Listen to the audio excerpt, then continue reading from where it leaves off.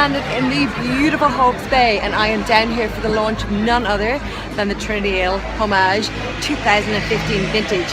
Undoubtedly New Zealand's finest Syrah. Let's go do it.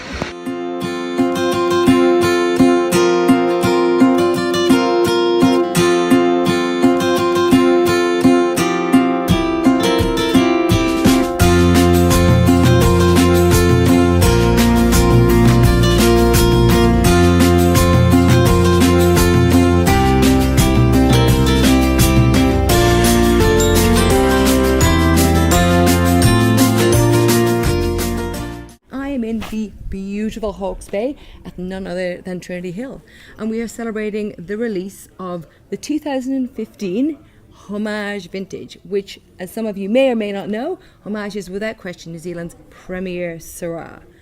Warren, I mean, every year is a little bit different but always incredible.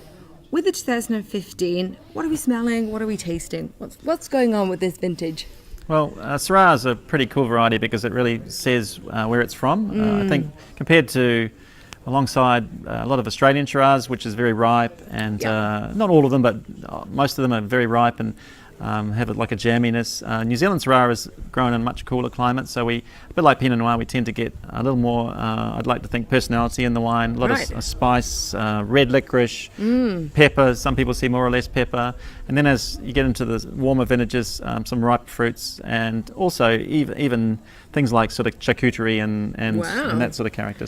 So what did 2015 give? What was the weather like, and what does that mean for this vintage? 15, after like two very, very good seasons in 13 and 14, was a bit of a quieter vintage. Nobody's talked about it as much, but in fact it was a very sort of normal season, so lovely summer, not too much rain right through the season and harvest, so we consider it a very, very good vintage, and again a different vintage to 13 and 14, so it's got its own unique characters. And they are all different. What are we smelling in the glass here? What is 2015 giving us?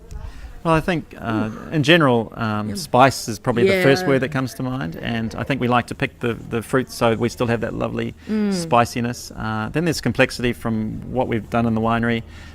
There's definitely some oak aging, so you've got that sort of leather and sort of complexity from oak aging, but also freshness is the most important thing. And on the palate, it's much more food friendly than a big heavy wine, so it works really well with lots of different foods.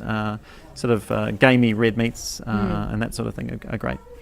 So this is a beautiful wine that we could drink now, but it's also a wine. This is gonna age. If people are into cellaring, this is gonna cellar pretty beautifully. Yeah, listen, very recently we've just looked at the last sort of 10 years of these wines, and the wines that are 10 years old are still very fresh. You can easily drink them, but we'd expect this wine to age for at least 20 years and even longer. But it depends on whether you like freshness or some complexity in the bottle. So. Absolutely. So it's a wine to cellar, but it's also a wine to enjoy now, which is exactly what we're going to do. Cheers.